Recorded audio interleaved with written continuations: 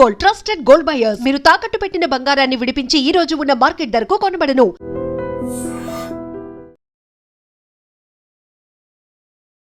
Hello guys, welcome to iDream Media. నేను మీ నందు. ఇవాళ మనతో పాటు స్టూడియోలో motivational speaker, language trainer Vijaya Bangaru గారు ఉన్నారు. మరి మేడంతో మాట్లాడి రీసెంట్గా సొసైటీలో మనం చూస్తున్నాం, రకరకాల న్యూస్లు, రకరకాల ఇన్సిడెంట్స్ జరుగుతున్నాయి. ఇవన్నీ చూసినప్పుడు అసలు సొసైటీ ఎటెళ్ళిపోతుంది, చాలా భయాలు, చాలా క్వశ్చన్స్ అందరిలో ఉండిపోయాయి. అలాంటి టాపిక్స్ ఇవాళ మేడంతో మాట్లాడి కొన్ని అయితే డిస్కస్ చేసే ప్రయత్నం చేద్దాం. నమస్తే మేడం. నమస్తే నందు, బాగున్నారా? బాగున్నా మేడం, మీరు ఎలా ఉన్నారు? బాగున్నాను, thank you so much. Madam, ఇప్పుడు రీసెంట్గా జరుగుతున్న ఇష్యూస్లో రోజుకొక వార్త మనం వింటున్నాము. అసలు ఇలాంటివి కూడా జరుగుతాయా అనే ఒక క్వశ్చన్ మార్క్ వస్తుంది అలాంటివి చూసినప్పుడు.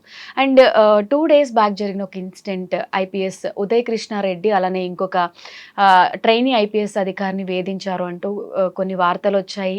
ఆయన సూసైడ్ చేసుకున్నారని చెప్పి నిన్నటి వరకు ఒకటి జరిగింది. ప్రజెంట్ ఆయన హాస్పిటల్లో ఉన్నారు. అసలు ఇటువంటి ఇన్సిడెంట్ చూసినప్పుడు జనాలందరూ కూడా చెప్పాల్సిన పొజిషన్లో ఉన్న వాళ్ళే ఇలాంటి తప్పులు చేస్తుంటే సొసైటీ ఎటు వెళ్ళిపోతుంది అని చెప్పి 2 sides ఆఫ్ వర్షన్ తీసుకుంటే మనం ఈ కేసుని ఎలా చూడొచ్చు? ఆయన ఫస్ట్ అతని గురించి మాట్లాడుకుంటే, అతన్ని ఒక ఇన్స్పిరేషన్ స్టోరీ లాగా ఇతని గురించి కొన్ని సంవత్సరాల కిందట టీవీలో కూడా టెలికాస్ట్ చేశారు. సో అతను అంటే తల్లిదండ్రులు లేకపోయినా కూడా ఒక చిన్న, ఐ థింక్ ప్రకాశం డిస్ట్రిక్ట్ అనుకుంటా, సింగరాయకొండ, అక్కడ వాళ్ళది అసలు సొంతూరు. సో అక్కడ అతను పుట్టి పెరిగాడు. చిన్నప్పుడే తల్లిదండ్రులు చనిపోతే ఒక నానమ్మ ఆమె పెంచి పోషించి ఇతన్ని ఈ స్థితికి తీసుకొచ్చింది. అంటే వాళ్ళేం పెద్ద ఉన్నవాళ్ళు కాదు. ఆమె అంటుందన్నమాట, నేను కూరగాయలు అమ్మేసి, బండి మీద కూరగాయలు అమ్మి, అలా నీకు తల్లిదండ్రులు లేరు, ఒక మంచి స్థాయికి వెళ్ళాలి అని చాలా రోజులు చెప్పేదాన్ని నేను. దాన్ని కూడా మా వాడు విని మంచి స్థితికి వచ్చాడు అని ఇప్పుడు ఈ సంఘటనలు జరిగిన తర్వాత కూడా ఆమె చాలా ఇలా బర్స్ట్ అయిపోయారనమాట. ఎందుకు ఇలా అయింది, మా వాడు అలాంటి వాడు కాదు. ఎవరైనా ఇలాంటి తప్పులు చేస్తే, పిచ్చి పిచ్చి వేషాలు వేస్తే తీసుకొచ్చి కూర్చోబెట్టి మాట్లాడి ఇది కాదు అని చెప్పే వాడు. కానీ ఇలాంటివన్నీ మా వాడి మీద కావాలని చేస్తున్నారు అని ఆవిడే బాధ. జనరల్గా మన వాళ్ళ మీద ఎవరు ఏం చేసినా కూడా మనం ఏం చేస్తామంటే సమర్థించుకోవడానికే ట్రై చేస్తాం. సో అందులో ఆవిడ చెప్పిన దాంట్లో తప్పు అంటే కరెక్ట్ ఉండొచ్చు. అంటే ఈవిడికి చిన్నప్పటి నుంచి ఈ అబ్బాయిని చూసిన పరిస్థితే తెలుసు, కానీ బయటికి వెళ్ళాక ఒక ఐపీఎస్ పొజిషన్ వచ్చిన తర్వాత మరి ఎలా ఉంటాడు, అతని మెంటాలిటీ ఎలా ఉంటుంది అనేది ఈవిడికి తెలియకుండా ఉండొచ్చు అది. సో అందుకని ఆమె ఏం చేస్తుందంటే మా వాడు మంచివాడు అని చెప్తుంది. ఇతను ఒక చిన్న స్థాయి నుంచి చాలా కష్టపడి కొన్ని చోట్ల ఆఫీసులలో కూడా తను పని చేశాడు. చేసిన తర్వాత కష్టపడి చదువుకున్న తర్వాత తను ఒక కానిస్టేబుల్గా తను సెలెక్ట్ అయ్యాడు. అయిన తర్వాత ఇతన్ని హయ్యర్ ఆఫీసర్ ఎవరైతే సిఐ ఉన్నారో అతడు కావాలని ఇతన్ని చాలా హెరాస్ చేసేవాడట. మరి అది ఎందుకు పర్సనల్ గ్రడ్జెస్ ఉన్నాయో మనకు తెలియదు. అందరూ డ్రిల్ చేస్తూ ఉంటే నువ్వు 1 hour ఎక్స్ట్రా చేయమని, నీకు అది రాదని ఇది రాదని అందరి ముందు ఇన్సల్ట్ చేయడం, అలా చేస్తే అతను చాలా హర్ట్ అయిపోయాడు. అతను అయిపోయి, నేను ఎప్పుడైనా కూడా ఒకరిని శాసించేలాగా, ఒకరు నేను చెప్పినట్టు వినేలాగా ఉండే పరిస్థితి రావడం కానీ నేను ఇలా చేయకూడదని, ఇలా నేను చేయలేను అని చెప్పేసి రిజైన్ చేశాడు. రిజైన్ చేసి చాలా పట్టుదలగా 5 times రాశాడండి ఐపీఎస్. రాస్తే అతనికి ఒకసారి ఐఆర్ఎస్ వచ్చిందనమాట, అంటే రెవెన్యూ సర్వీస్ వచ్చింది. అతను మళ్ళీ అందులో కూడా కాదని చెప్పేసి ఫైనల్గా ఐపీఎస్ రాసి 356th ర్యాంక్ ఎబోవ్ ర్యాంక్ తెచ్చుకున్నాడు. సో అందరూ చాలా అతన్ని అప్రిషియేట్ చేశారు. అంటే ఎవరు లేరు, ఇన్స్పిరేషన్ లేదు, మీ ఫ్యామిలీ బ్యాక్గ్రౌండ్లో ఎవరు లేరు, అయినా నువ్వు ఇలా చేసావని చాలామంది అతన్ని అప్రిషియేట్ చేశారు. అతన్ని ఒక ఐకాన్గా తీసుకొని అతన్ని ఒక ఇన్స్పిరేషన్గా తీసుకున్నారు. సో అంతా కష్టపడి జీవితం అంటే ఏంటో తెలుసు, లగ్జరీ లైఫ్ అతనికి తెలియదు. నా వాళ్ళంటూ ఎవరూ లేరు, మంచి చెడు చెప్పేవాళ్ళు లేరు. నానమ్మ అనేవాడు కొంచెం పెద్ద ఆవిడ, అంతే కదా, ఆవిడకి ఇప్పుడు జరిగే పరిస్థితులు ఏంటి, సొసైటీ ఎలా ఉంది, పోకడ ఎలా ఉందనేది తెలీదు. ఇవన్నీ దాటుకొని నిన్ను నీవు నిరూపించుకొని ఇవాళ ఒక ఐపీఎస్ అంటే చాలా ప్రెస్టీజియస్ ఇది కదా, చాలా. సో వాళ్ళు ఎప్పుడు చూసినా, వాళ్ళు ఎప్పుడైనా వాళ్ళ పరిస్థితి, వాళ్ళ పొజిషన్ ఎలా ఉందంటే శాసించేది, వాళ్ళ కను సైగలతోనే వాళ్ళు ఏది కావాలో ఏది వద్దో అని చెప్పే ఇది అధికారము ఉంటుంది, ఆ దర్పము ఆ డాపు ఉంటుంది. మరి అంత ఉన్నత స్థాయికి వచ్చి ట్రైనీగా ఉన్నప్పుడు నేషనల్ పోలీస్ అకాడమీలో అతను ట్రైనింగ్గా ఉన్నప్పుడు అంతకంటే ముందే ఇతనికి ఒక ఫ్రెండ్ ఉండేది కర్ణాటక నుంచి. ఈమె కూడా ఇప్పుడు ఐపీఎస్ ట్రైనీనే. సో ఆవిడతో పరిచయం ఉంది. సో ఆవిడ కూడా అందులో ఉంది అన్న ఉద్దేశంతో సరే ఫ్రెండ్ కదా అనేసి వచ్చారు. సో ఫ్రెండ్ లాగానే ఉన్నారు వాళ్ళిద్దరు. ఉన్న తర్వాత మీకు తెలుసు కదా, ఈ ప్రపంచంలో ఆడా మగ అంటే లాస్ట్కు దేనికి దారి తీస్తుందంటే ఇలాంటి రిలేషన్షిప్కే దారి తీస్తుంది. నిజమైన ఫ్రెండ్, నిజమైన అబ్బాయి నిజంగా నీతి నిజాయితీగా అసలు ఎటువంటి స్వార్థం లేకుండా ఉండాలి అంటే అది చాలా కష్టం. అలా ఎవరైనా ఉండొచ్చు, ఉంటే వాళ్ళకి హ్యాట్స్ ఆఫ్ కదా కదా ఏదైనా సరే. సో ఇలాగే వీళ్ళు కూడా ఉన్నారు. సరే ఇద్దరికి పెళ్లి కాలేదు అప్పట్లో. ఇద్దరు చాలా క్లోజ్గా ఉండి లాస్ట్గా ఫిజికల్ రిలేషన్ వరకు వచ్చింది. మరి ఏమైందో వాళ్ళిద్దరి మధ్యలో ఏం జరిగిందో తెలియదు. ఈ అమ్మాయికి పెళ్ళి అయిపోయింది అన్నప్పుడే ఇంకా నీకు అయిపోయింది, ఆమె నీ మనిషి కాదు. సో నీకు ఇంతకుముందు ఉన్న రిలేషన్షిప్ ఏముందో ఆమెతో ఫిజికల్గా కానీ ఎమోషనల్గా కానీ ఏదైనా కానీ ఉన్నప్పుడు అప్పుడే ఆ రోజే నువ్వు ఫుల్ స్టాప్ పెట్టాల్సింది. ఎందుకంటే సామాన్యులు జనరల్గా మామూలుగా అంటారు పెళ్ళైన దాన్ని మనకి ఎందుకు రా పడ్డావు అని జనరల్గా మామూలుగా. మరి అట్లాంటి ఒక హై పొజిషన్లో ఉండి ఒక ప్రొఫెషనల్ అయ్యి ఉండి, అంటే ట్రైనింగ్ అంటే చాలా you have to prove your self అండి. అన్ని విధాలా మీరు ప్రూవ్ చేసుకోవాల్సి వస్తుంది. Discipline wise plus career wise నేను చాలా పర్ఫెక్ట్ అనే నిరూపించుకోవడానికి ఉండేది అది ట్రైనింగ్. మరి ఆ ట్రైనింగ్ పీరియడ్లో నువ్వు ఆమెకి ఎప్పుడైతే పెళ్ళైపోయిందో నువ్వు అప్పుడే కట్ చేసుకోవాల్సింది. సో నేను ఇతని వైపు నుంచి మాట్లాడుతున్నాను. ఇతను ఎందుకు ఈ రోజు ఇలాంటి పరిస్థితి ఎదుర్కోవాల్సి వస్తుంది. సో అది నువ్వు కంట్రోల్ చేసుకోలేక అతను రాసిన సూసైడ్ నోట్లో మనం ఇప్పుడే చూసాము. సో నేను ఆమెతో కంటిన్యూ చేస్తున్నాను. సో కాబట్టి నాకు ఇష్టం లేకుండా కూడా వచ్చేది, అది తప్పండి. ఇష్టం లేకుండా ఎవరు కూడా ఎవరితో ఏ పని చేయించలేరు ఇష్టం లేకుండా కదా. ఇప్పుడు అతను ఏమంటాడంటే నేను లోపల ఉంటే నువ్వు గేట్ తెరువు అనేది, తలుపు తెరువు అనేది, తలుపు దబదబా కొట్టేది. నీకు ఇష్టం లేకపోతే నువ్వు అసలు తలుపే తెరవకు. తలుపు విరగొట్టేస్తుందా? విరగొట్టదు కదండి. తలుపు విరగొట్టింది అనుకో నలుగురికి తెరుస్తుంది, తన పేరే బయటకు వస్తుంది. You will be in safe side. కాకపోతే ఇక్కడ ఏంటంటే ఇతను కూడా అంతే ఇంట్రెస్ట్ చూపించాడు. సో ఇద్దరు కలిసి టైం అనేది బాగానే ఎంజాయ్ చేశారు, ఇద్దరు బాగానే ఉన్నారు. ఎప్పుడైతే ఇతనికి ఈ మధ్య కాలంలో నేను విన్నదంటే పెళ్లి చూపులు చూస్తున్నారు, తనకి పెళ్లి కాలేదు. సో ఇంకా ఎప్పుడైతే ఇతనికి మరి వేరే వాళ్ళు తన లైఫ్లోకి వస్తున్నారు అనుకున్నప్పుడు అతను చెప్పాడనమాట, ఇంకా ఇన్ని రోజులు చేసింది ఏదో చేసాము, ఇప్పుడు ఇంకా స్టాప్ చేద్దాము, నీవు వేరే నేను వేరే, నాకు సంబంధం లేదు అన్నప్పుడు ఆమె దానికి రెడీగా లేదు. ఎందుకంటే ఇతనితో ఫిజికల్గా ఎమోషనల్గా ఏముండదండి. వీటన్ని ఈ ఫిజికల్ రిలేషన్ ఎవరైతే దానికి ఇంపార్టెన్స్ ఇస్తారో వాళ్ళకి ఎమోషన్స్ ఏమీ ఉండవు. ఎమోషన్స్ ఉన్న వాళ్ళు ఫిజికల్ రిలేషన్స్ పెట్టుకోరు లేదా. నాకు మనిషి కావాలి, నాకు మీ మనసు కావాలి, మీ శరీరం నాకు అవసరం లేదు అన్నవాళ్ళు ఫిజికల్ రిలేషన్ ఎప్పుడు పెట్టుకోరు. నిజంగా ఈమె మీద చచ్చేంత ప్రేమ, ఈమె లేకపోతే తను చనిపోతాడన్నంత ఎమోషన్ ఉన్నప్పుడు ఎప్పుడైతే ఆమె పెళ్ళి అయిపోయిందో నీ మనిషి కాదు. పరాయి భార్యని నువ్వు ఆమెను ముట్టుకున్నా, ఆమెతో మాట్లాడినా, ఇంకొకలాగా నువ్వు బిహేవ్ చేసినా అది తప్పే. ఇలాంటి విషయాలు సామాన్య ప్రజలకు చెప్పాల్సిన పరిస్థితిలో ఉన్న ఇతను ఉన్నప్పుడు ఇతనే ఆ తప్పు చేస్తే దానికి ఇంకా అసలు ఏమన్నా ఉందా అండి? కంచే చేను మేస్తున్నట్టు కదా. ఇప్పుడు న్యాయం జరిగే వాళ్ళు న్యాయం చెప్పాల్సిన మీ దగ్గరికి అందరూ వస్తే మీరు న్యాయం చెప్పకపోగా మీరే అన్యాయం చేస్తే దానికి ఎవరేం చేయలేరు. ఇప్పుడు ఇతను ఎదుర్కొన్నది కూడా అదే. సో ఆమెకు చెప్పాడనమాట, ఇంకా కాదు అన్నప్పుడు ఆమె అది తను తీసుకోలేకపోయింది అనమాట. లేదు అలా కాదు ఇలా కాదు, నాకు అతనితో ఇష్టం లేదు అనేసి మళ్ళీ కంటిన్యూ చేసుకుంది. అంటే ఇందులో ఒక 50% మాత్రమే మనం నమ్మాలి, 100% నమ్మడానికి లేదండి. నన్ను లాక్కొని వచ్చేసాడు, నా మీద కత్తులు. ఐపీఎస్ ట్రైనింగ్ సెంటర్లో కత్తులు ఉంటాయో ఉండవో నాకైతే తెలియదండి. ఉంటాయా కత్తులు?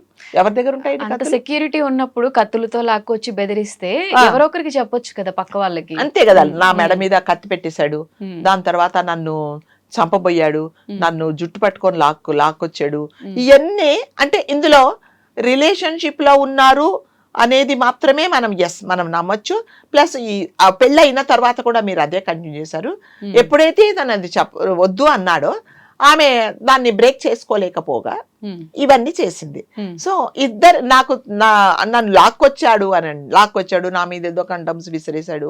తర్వాత నా పాస్వర్డ్ నా దగ్గర నుంచి బలవంతంగా లాకాడండి. నీ పక్క రూమ్ లోనే ఇంకొక ఐపీఎస్ ఉంటారు, ఇంకొక ట్రైనీ ఉంటారు. నిన్ను కొడుతున్నప్పుడు నువ్వు గట్టిగా అరవాలి, కేకలు పెట్టాలి.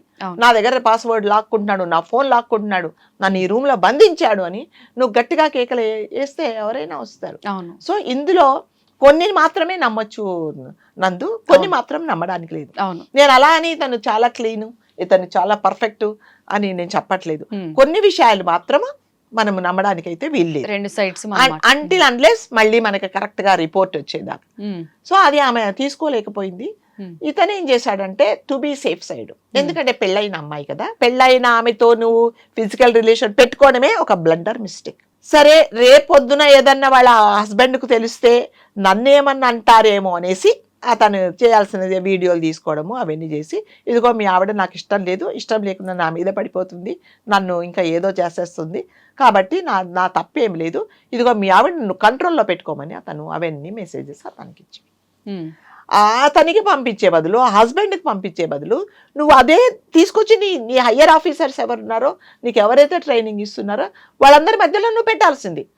సరే ఇన్ని రోజులు నేను కంటిన్యూ చేసుకున్నాను, ఇప్పుడైతే నాకు ఆమెకు సంబంధం లేదు, సో నేను వద్దంటున్నా, ఈవిడ నన్ను ఇబ్బంది పెడుతుంది, మీరు ఒకసారి చెప్పండి, నువ్వు చెప్పాల్సింది. నువ్వు చెప్పలేదు, అది చెప్పకపోగా నువ్వు అతనికి పంపించావు. అతను ఏం చేశాడు, వాళ్ళ హస్బెండ్, మరి ఏ హస్బెండ్ మాత్రం ఊరుకుంటాడండి? ఎంత ఐపీఎస్ అయినా కూడా ఎవరు ఊరుకోరు కదా.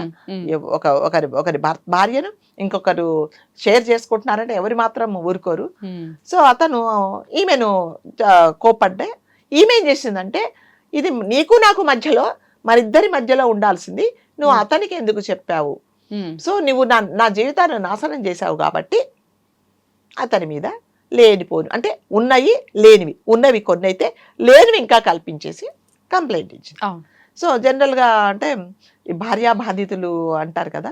సో ఇప్పుడు మన సొసైటీలో ఏమిటంటే, ఆడవాళ్ళు ఏం చెప్పినా కూడా, వాళ్ళు ఐఏఎస్ అయినా ఐపీఎస్ అయినా, ఒక మినిస్టర్ అయినా, ఇంకొక సెంట్రల్ మినిస్టర్ అయినా, స్టేట్ మినిస్టర్ అయినా, ఆడవాళ్ళు నాకు అన్యాయం జరిగిందంటే ఫస్ట్ తీసుకెళ్లి మగవాళ్ళని లోపలిస్తారు.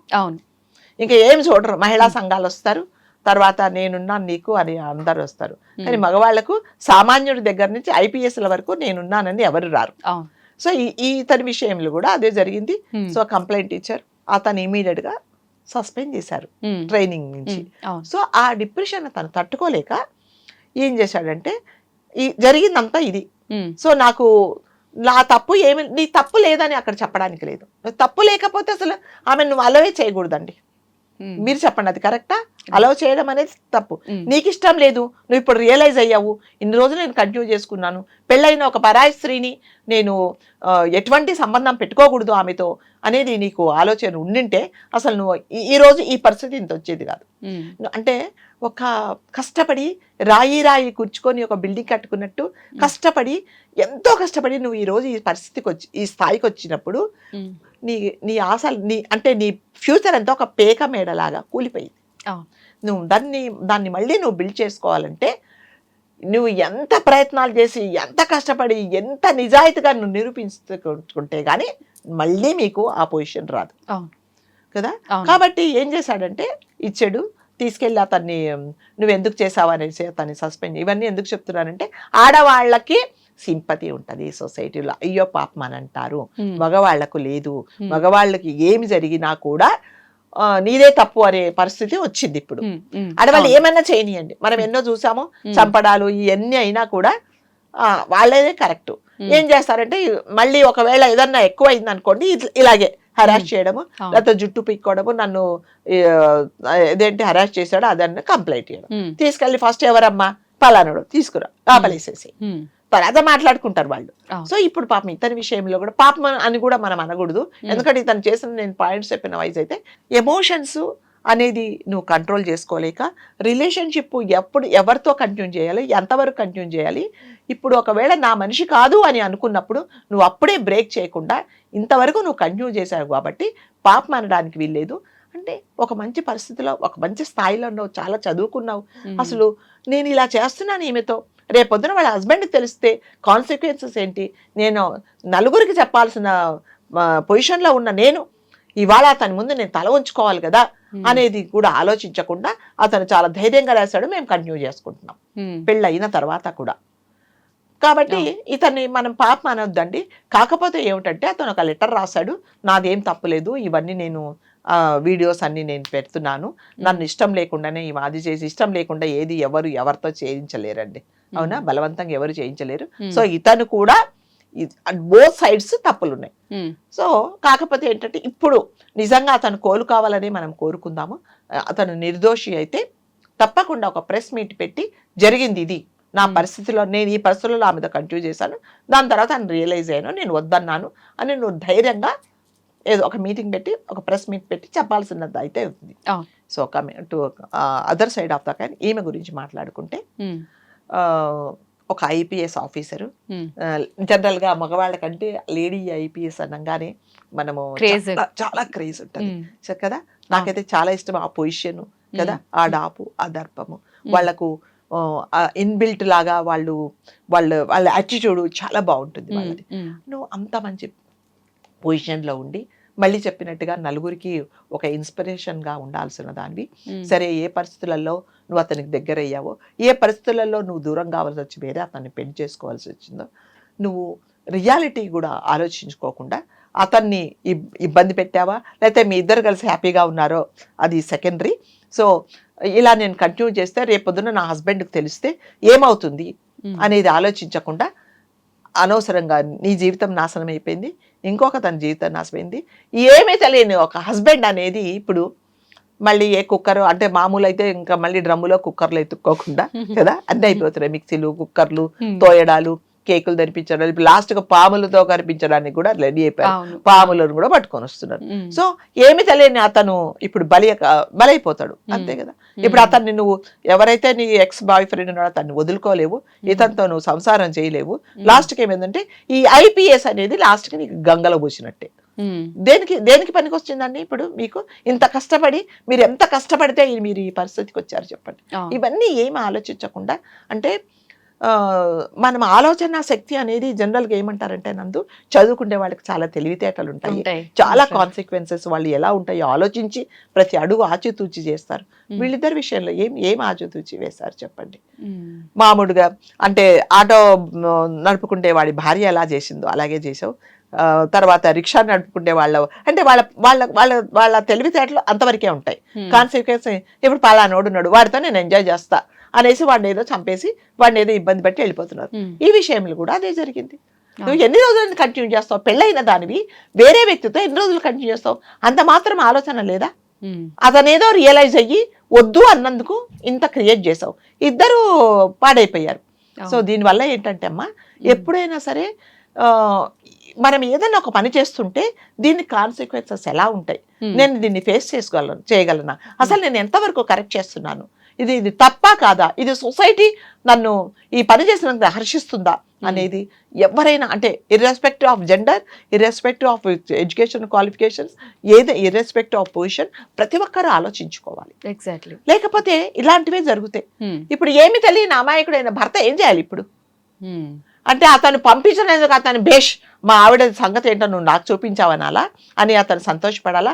ఈమె ఎందుకు ఇలా చేస్తుందని ఆమెను వదిలేయాలా? అతనికి ఏమీ తెలీదు. ఎస్, మళ్ళీ థర్డ్ పాయింట్, ఒకవేళ నీకు నిజంగానే నీకు ఇష్టం లేక పెళ్ళయిందో, లేకపోతే పరిస్థితులకు అనుకూలంగా లేక నువ్వు అతన్ని పెళ్లి చేసుకున్నావా, అతనితో ఫస్ట్ నువ్వు తెగదెంపులు చేసుకో. ఎవరైతే నీ హస్బెండ్ అతనితో నాకు కాదు, నాకు ఆల్రెడీ ఒక అతను ఉన్నాడు, నా బలవంతంగా నన్ను పెళ్లి చేశారని నువ్వు అక్కడ సెటిల్ చేసుకొని ఇతనితో నువ్వు కంటిన్యూ చేసుకోవాల్సింది. అది లేకుండా ఇది లేకుండా ముగ్గురు జీవితాలు పాడైపోయి సొసైటీకి ఏం మెసేజ్ వస్తుందంటే, ఇప్పుడు చదువుకున్న వాళ్ళే పెద్ద పెద్ద కలెక్టర్లే చేశారు, నేనెంత అంటున్నారు కదా. మేమేంటమ్మా, మేము సామాన్యులము, మాకేంటి, పెద్ద పెద్ద కలెక్టర్లు చేస్తే తప్పులు లేవా, మేం చేస్తే వచ్చిందా, నేను నా మొగుడిని చంపితే వచ్చిందా, మరి ఆమె కూడా అది రేపు పొద్దున ఎక్కువైందంటే మరి ఆమె కూడా చేసేది అదే కదా. కాబట్టి ఇప్పుడు మనం అంటే ఓవరాల్గా చెప్పబోయేది ఏంటంటే అమ్మా, ఎప్పుడైనా సరే మనము ఒక మంచి పొజిషన్లో ఉన్నప్పుడు, చదువు సంస్కారం ఉన్నప్పుడు, మనము వేరే వాళ్ళకు మెసేజ్ ఇచ్చేలాగా మనం చూసి ఒకరు ఇన్స్పైర్ అయ్యేలాగా చేయాలి తప్ప ఇలాంటి పనులు చేస్తే ఐపీఎస్ స్థాయికి ఒక మచ్చ తెచ్చినట్టు. నాకు తెలిసి ఈ చరిత్రలో ఎవరు అలా చేయలేదు. కాకపోతే ఏంటంటే ఎస్ ఆఫ్ ది స్క్రీన్ ఎన్నో ఉండొచ్చు, ఎన్నో రిలేషన్స్ ఉండొచ్చు, ఎంతో ఫ్రెండ్షిప్ ఉండొచ్చు. ఇలా పబ్లిక్ వచ్చేసి అతను అది డిప్రెషన్ తట్టుకోలేక అతను అంటే జనరల్ గా ఏదో తాగాడని ఎక్కువ తాగేసి అతని ప్రాణం మీదకి తెచ్చుకొని నువ్వు ఏం ప్రూవ్ చేసుకోకుండా చనిపోయావు అంటే ఎవరికి నష్టం? నీ జీవితాన్ని నువ్వే బలి తీసుకున్నావు కదా, మార్క్ ఉండిపోతుంది కదా. మళ్ళీ చెప్తున్నా, నువ్వు ప్రూవ్ చేసుకో. ఇప్పుడు నీ దగ్గర యూ హ్యావ్ ఆల్ ఎవిడెన్సెస్ కదా, అన్నీ ఉన్నాయి, అన్ని సాక్ష్యాలు ఉన్నాయి. ప్రెస్ మీట్ పెట్టు, ఇదిగో ఇది తప్పు. ఒకటే తప్పు ఏంటంటే నేను ఆమెతో కంటిన్యూ చేశాను, రియలైజ్ అయ్యి వద్దన్న తర్వాత కూడా నన్ను అరెస్ట్ చేసిందని చెప్పాల్సింది. అప్పుడు ఎవరు మిమ్మల్ని సరే ఇతను ఏదో ఫేస్ చేశాడు, తప్పు చేశాడు, రియలైజ్ అయ్యాడని అనుకుంటారు. నువ్వు ఇవాళ సూసైడ్ చేసుకుంటాను అని పెద్ద పెద్ద లెటర్ రాస్తే ప్రతి ఒక్కరు దాన్ని ఈ ఐపీఎస్ ఆఫీసరా ఇతని కాదా అని అందరు అడుగుతున్నారు. సింపతి గేమ్ అంటున్నారు, సూసైడ్ చేసుకోలేదు, యాక్టింగ్ అని అంటారు. ఎక్కువ తాగేశాడు, అసలు ఏది తాగలేదు. అతన్ని స్టమక్ క్లీన్ చేసినప్పుడు ఎటువంటి విషయం కానీ వేరే ఏదో తీసుకున్నట్టు ఓవర్ డోస్ ఆల్కహాల్ తీసుకున్నందుకు ఇతను అన్కాన్షియస్ అయిపోయాడు అని చెప్తున్నారే తప్ప ఈ విషయంలో ఎవరు అయ్యో పాపం అన్నారు. కాబట్టి ఎవరైనా సరే ఏ రిలేషన్షిప్ అయినా అమ్మా ఎవరితో నన్ను కంటిన్యూ చేసుకోవాలి, ఒక భార్య కానీ భర్త కానీ పెళ్లి చేసుకున్న వాళ్ళు ఉన్నప్పుడు first of all me first సంబంధాన్ని తెగదించుకోండి, అఫీషియల్ గా విడిపోండి. ఎస్, తర్వాత మీకు నచ్చిన వాడు మీకు స్వర్గం చూపిస్తాడో నరకం చూపిస్తాడో, తీసుకెళ్లి గొంతు పిసికి ఎక్కడ పారేస్తాడో, లేకపోతే మిమ్మల్ని 10 మందికి అమ్ముతాడో, అది మీరు ఎంచుకున్న దారి కదా. అది మీరు మీ చాయిస్, మీరు ఫేస్ చేసుకోండి. కానీ ఏమీ తెలియకుండా ఉండే వాళ్ళని మాత్రం మీరు దయచేసి బలి చేయకండి. మీ అంటే ఎంతో బంగారు భవిష్యత్తు ఉండాల్సిన వాళ్ళు ఇవాళ అందరి ముందు, అంటే తెలిసిన వాళ్ళు తెలియని వాళ్ళు చదువు రాని వాళ్ళు ప్రతి ఒక్కడు మీ గురించి ఇంత నీచంగా మాట్లాడుతున్నారంటే అది మీరు చేసిన తప్పే. కాబట్టి ప్రతి ఒక్కరు కూడా మనం ఏ పని చేసినామా ఆలోచించుకోవాలి. ఫస్ట్ ఆఫ్ ఆల్ నేను ఈ పని చేస్తున్నా, నందుతో ఇలా మాట్లాడుతున్నాను, ఇది కరెక్టా, నేను ఎందుకు మాట్లాడాలి, ఇది అవసరమా అనేది నాకు తెలియాలి ఫస్ట్ ఆఫ్ ఆల్. అంతే కదా, లేకపోతే ఏమవుతుంది ఇలాంటివే అవుతుంది. ఇప్పుడు ఎలా ఉంటున్నారంటే నందు, ఏమైనా సరే కాన్సిక్వెన్సెస్ ఎవరు ఆలోచించట్లేదు. నాకు ఇప్పుడు నచ్చింది, నేను ఇప్పుడు చేసేస్తా అంతే. తర్వాత జైలుకి వెళ్తానా, లేకపోతే నన్ను ఉరిదీస్తారా, అందరు రాళ్ళు పెట్టి కొడతారా అనేది ఎవరు ఆలోచించట్లే. నాకు కావాలి, నేను ఇప్పుడు నాకు ఇష్టము, నేను చేస్తా అంతే. నాకు ఇప్పుడు మిమ్మల్ని చూడడం ఇష్టం లేదు, మీరు నాకు అసలు కనిపించకూడదు, అప్పుడేం చేయాలి? నేను పక్కకి వెళ్ళాలనుకోవట్లేదు, మిమ్మల్ని నా దగ్గర లేకుండా చేయాలి అంటే ఏదో ఒకటి చేసేయాలి. దాని తర్వాత ఏంటి అనేది వారు ఆలోచించట్లేదు. సో ప్రతి ఒక్కరు ఆలోచించుకోవాల్సింది ఏంటంటే ఏది చేసినా దాని కాన్సిక్వెన్సెస్ ఏంటి అనేది తప్పకుండా ఆలోచించుకోవాలి. లేకపోతే మళ్ళీ ఇలాగే బ్లేమ్ చేస్తారు. ఇప్పుడు ఎలా ఉందంటే సొసైటీ ఒక తప్పు చేసిందంటే దానికి 10 జోడించి అందుకేనే ఇలా చేసింది అలా చేసింది అంటారు. సో అవన్నీ మనము తప్పించుకోవాలి అంటే we should be very sincere, we should be very conscious గా ఉండాలి మనం కూడా. సో దీని కాన్సిక్వెన్సెస్ ఏంటి మళ్ళీ ఎందుకు చెప్తున్నానంటే దాని గురించి మీరు ఆలోచించి అప్పుడు ఫర్దర్ గా మీరు ప్రొసీడ్ అవ్వండి. చదువుకున్న వాళ్ళైనా చదువు లేని వాళ్ళైనా కూడా ఏది చేసినా కూడా ఆలోచించి. ఇప్పుడు ఈ ఐపీఎస్ వాళ్ళని ఏం చేస్తున్నారంటే ఒక ఏంటి ఎగ్జాంపుల్ గా తీసుకుంటారు. పెద్ద ఐపీఎస్ ఆఫీసర్లే చేశారు, పెళ్ళైన వెంబడి పెట్టాడు, మేం చేస్తే ఎంత సార్ తప్పు అని అంటారు. ఇప్పుడు మనకి ఇంకొకటి అంటారు కదా, ఇంకొక ఊత ఇచ్చినట్టు జనాలకి. కాబట్టి దయచేసి ప్రతి ఒక్కరు ఆలోచించుకోవాల్సిందే. సో మీరు చెప్పే అన్ని కరెక్ట్ పాయింట్స్. ప్రెసెంట్ సొసైటీలో మనం రెగ్యులర్ గా చూస్తున్న టాపిక్స్ ఇవే కాబట్టి ఏదైనా చేసే ముందు దాని కాన్సిక్వెన్సెస్ ఆలోచించుకోవాలమ్మా. ఇటువంటి ప్రాబ్లమ్స్ ఉండవు. మనం ఎప్పుడు సేఫ్ సైడ్ లో ఉంటామని, ఎప్పుడు when you are doing something wrong, నేను కరెక్ట్ గా చేస్తా, నాకేముండవు, నేను అన్ని అవి ఎంజాయ్ చేస్తా. ఎప్పుడైతే ఒక పక్కదారిలో సొసైటీ హర్షించని పని ఎప్పుడైతే మీరు చేస్తున్నారో దానికి ఎప్పుడైనా చెడు కాన్సిక్వెన్సెస్ ఉంటాయి డెఫినెట్లీ కదా. కాబట్టి ప్రతి ఒక్కరు ఆలోచించుకోవాలి. ఓకే అమ్మా, అంటే ఏం చెయ్యాలి ఏం చేయకూడదు అనేది చాలా బ్యూటిఫుల్ గా చెప్పారు ఈ టాపిక్ లో. Thank you so much. Thank you.